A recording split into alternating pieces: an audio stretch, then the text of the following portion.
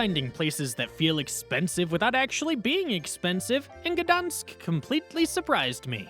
In this video, I'll show you exactly how to spend 48 unforgettable hours here, the best areas, food spots, must-see landmarks, and smart local tips.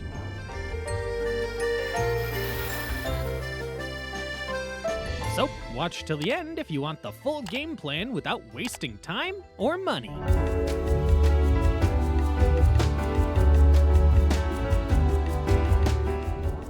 Day 1. Exploring Gdansk's historic old town.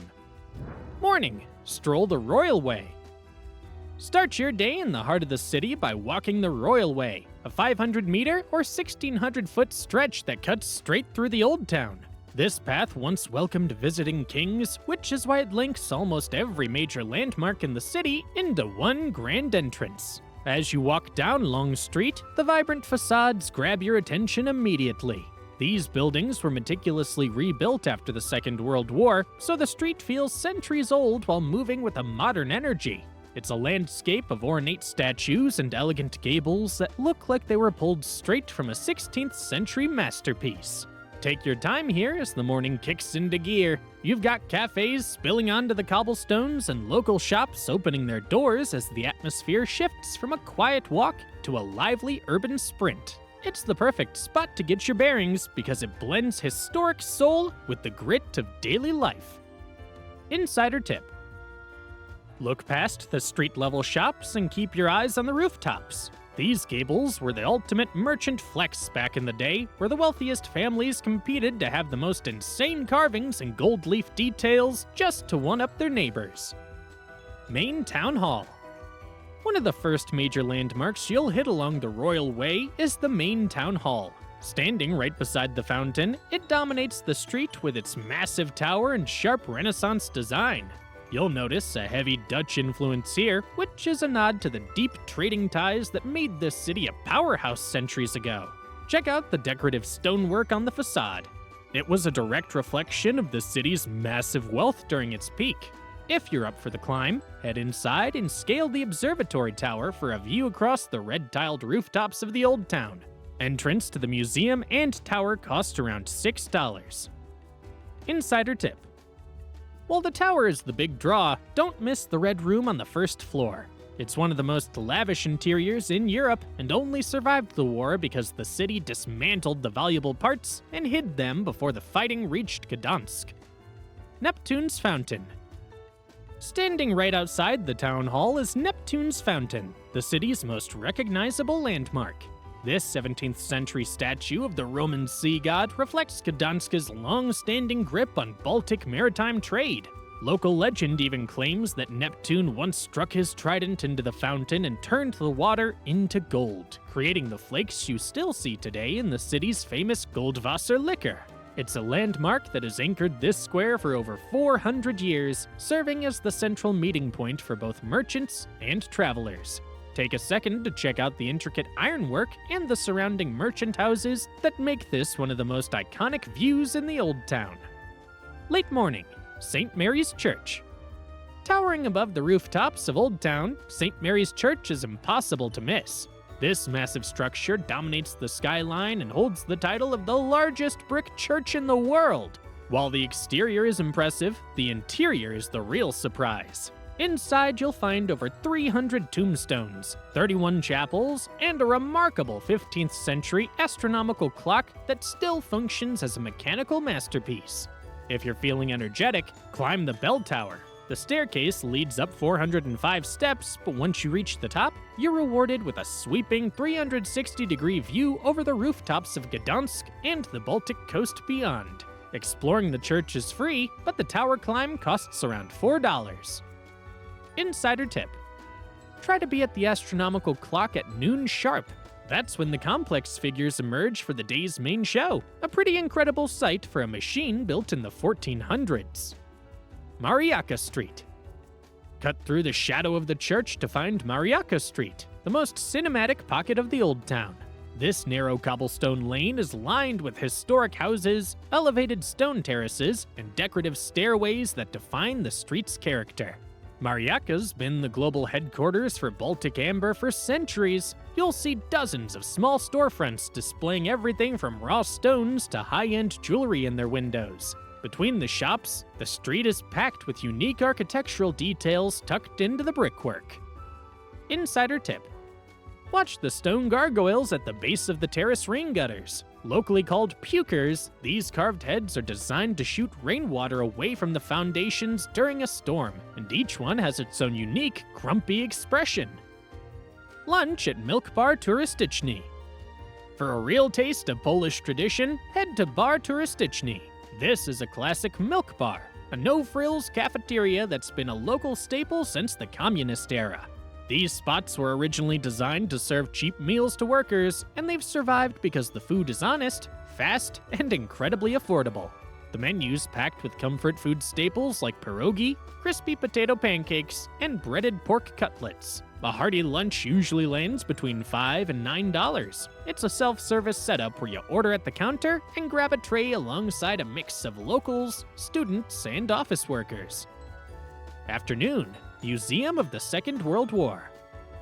Gdansk is where World War II actually began in 1939, so visiting this museum is a heavy but essential part of being here. Opened in 2017, it's one of the most immersive museums in Poland, housed in a massive underground space that feels as intense as the history it covers.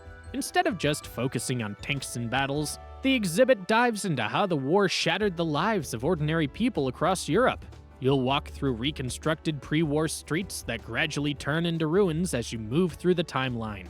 It's packed with personal letters, original artifacts, and multimedia displays that make the global scale of the war feel very personal. Tickets are around $8, and if you happen to be here on a Tuesday, entry is actually free. Late afternoon, European Solidarity Center. Gdansk played a massive role in modern history, and the European Solidarity Center is where you'll learn why. This museum tracks the solidarity movement that eventually brought down communist rule in Poland. You'll spot the building immediately. It's designed to look like a rusting ship hull, a direct nod to the Lenin shipyard that once stood on this ground. Before heading inside, check out the monument to the fallen shipyard workers at the entrance, which honors those killed during the 1970 protests. Inside, the museum walks you through how a local labor strike transformed into a nationwide revolution. It's packed with original shipyard equipment and personal stories, and with tickets at about $8, it's one of the most meaningful ways to spend an afternoon in the city. Evening, Motława River Waterfront. As the day winds down, head to the Motława River Waterfront for an evening stroll.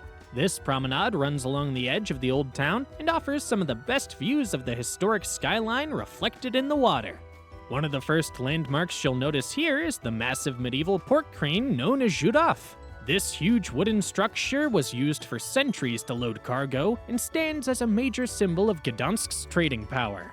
Continue walking along the river and cross over to Granary Island. This area once held the city's grain supplies, but now it provides the best viewpoint for looking back at the colorful buildings of the old town. You'll also find the large three-dimensional Gdansk sign nearby, which is a perfect photo spot with a historic skyline rising behind it. Dinner at Chleby Wino. After the waterfront walk, head over to Chleby Wino on Granary Island. The name translates to bread and wine, and they lean into that by baking their own bread fresh every day. It sits right on the river, so you're still in the thick of the views while you eat. The menu's a solid mix of Polish and Mediterranean. You'll find handmade pastas and pizzas alongside heavier mains like duck leg or pork tenderloin. Most main courses land between $15 and $20, making it a comfortable spot to sit back and refuel. The place is usually buzzing, but it stays laid back enough that you don't feel rushed. AmberSky Ferris Wheel. To finish the night, hop on the AmberSky Wheel right by the water. It sits about 50 meters up, so you get a massive bird's-eye view of the Old Town rooftops and the whole river promenade. The perspective is best after dark when the city actually shows off. Everything from the bridges to the old brick facades is lit up along the water. Tickets are usually around $10. It's the perfect spot to just hang out above the noise and watch the city lights for a bit before you finally turn in. Insider tip: If you want to skip the standard gondola, they have a VIP version with a glass floor, but honestly, the regular view is so good, you really don't need the extra gimmick. Day 2. Seaside escape and shopping. Morning. Explore Sopot. Your second day is all about the seaside, so head north from the city to the town of Sopot. Grab a ticket for the local train at the Gdansk Galeria station. It's a 20-minute ride that drops you right in the center of town, which saves you the massive headache of trying to find a parking spot near the beach. From the station, walk down Monte Cassino Street. This is the main pedestrian strip, and it's usually packed with people hopping between cafes and small boutiques. The street leads you directly to Sopot Pier, a massive wooden structure that stretches more than 500 meters or 1,640 feet into the Baltic Sea. It's the longest wooden pier in Europe and the best place to look back at the grand hotels lining the coast. Entry to the pier during the warmer months usually costs around $3. Insider tip. About halfway down Monte Cassino, keep an eye out for the Crooked House. It looks like a building melting into a funhouse mirror and is one of the strangest pieces of architecture in the area. Sopot Beach. Once you step off the pier, you're standing on Sopot Beach. This is a massive stretch of soft white sand along the Baltic Sea and the place to be in northern Poland. The water here stays pretty calm and shallow, so it's the go-to spot if you want to dip your toes in or just hang out by the waterline without getting knocked over by a wave. The beach is wide enough that you can usually find a patch of sand to yourself even when the crowds show up. During the summer, the whole place transforms with volleyball courts, small bars right on the sand, and rows of sun loungers for rent. There's a paved promenade running the entire length of the beach, which is perfect if you want to stroll along the coast and check out the scenery without getting sand in your shoes. Insider tip. If you walk a few minutes north away from the pier toward the Fisheries Museum, you'll hit the local fishing harbor. You can see the bright, colorful, traditional boats parked right on the sand and sometimes grab smoked fish directly from the source. Lunch at Bar Shistan. When you're getting hungry, head over to Bar Shistan. This is a legendary no-frills fish bar right on the sand where you can grab a tray and line up with the locals. It's been a Sopot staple for over 30 years, and the seafood is as fresh as it gets. You have to try their signature fish soup. It's a rich, golden broth packed with actual chunks of fish. For the main event, go for the fried cod or the halibut. Just keep in mind that most fish here is priced by weight, so a solid meal with fries and slaw usually lands between $15 and $25. Afternoon. Shopping. Once you get back into Gdansk, spend the afternoon hitting some of the city's massive retail spots. If you want to stay close to the historic center, head to Forum Gdansk. It's a modern complex built right over the tracks where the old hay and crayfish markets used to sit. It's got plenty of green space and a canal running through the middle, plus all the major international brands you'd expect. If you're looking for the heavy hitter, take a quick tram or train ride to the Rzeszów district for Galeria Bałtycka. This is the biggest mall in the city with over 200 stores. You'll find everything from Bershka and Pull&Bear to local Polish labels. Both spots have tons of cafes, so it's an easy place to grab a coffee and kill a few hours before the evening kicks off. Evening. Dinner at Mandu Pierogarnia. For your final dinner, grab a seat at Mandu Pierogarnia. This place is legendary for its handmade dumplings. You can actually watch the staff rolling the dough through the kitchen window while you wait. The menu's huge, but you have to try the ruski with potato and cottage cheese or the wild boar meat topped with forest mushroom sauce. A plate of 10 large dumplings is about $11, so with a drink and some fresh sauerkraut, you're looking at around $20 to $25 per person. It's a massive, delicious way to toast to your last night in the city. Useful info for spending 2 days in Gdansk. Best time to visit Gdansk. Aim for May to June or September to October. You'll get that crisp, comfortable air for walking, usually between 18 to 23 degrees Celsius, without the massive summer crowds. If you show up in July or August, expect it to hit 24 to 27 degrees Celsius. It's definitely busier then, but you'll get to experience St. Dominic's Fair, which turns the entire city into one giant open-air festival. City airport tips. Gdansk Lech Walesa Airport is just west of the city. The smoothest move is jumping on the train right at the terminal. It'll get you to the main station, Gdansk Główny, in about 25 minutes. If you'd rather just throw your bags in a car and go, grab a Bolt or taxi. A ride to the center usually costs between $10 to $15, which is a total win for the convenience. Where to stay in Gdansk? Main town is the heartbeat of the city. You'll be steps away from St. Mary's Church and the best riverside spots. Mid-range hotels here usually run between $70 and $160 per night. If you want a cooler local vibe, try Gdansk Rzeszów. It's packed with leafy streets and a massive cafe scene, with hotels generally between $60 and $130. For a quick escape, head to Oliva. It's famous for its park and cathedral, with boutique stays usually falling between $40 and $90. How to get around Gdansk?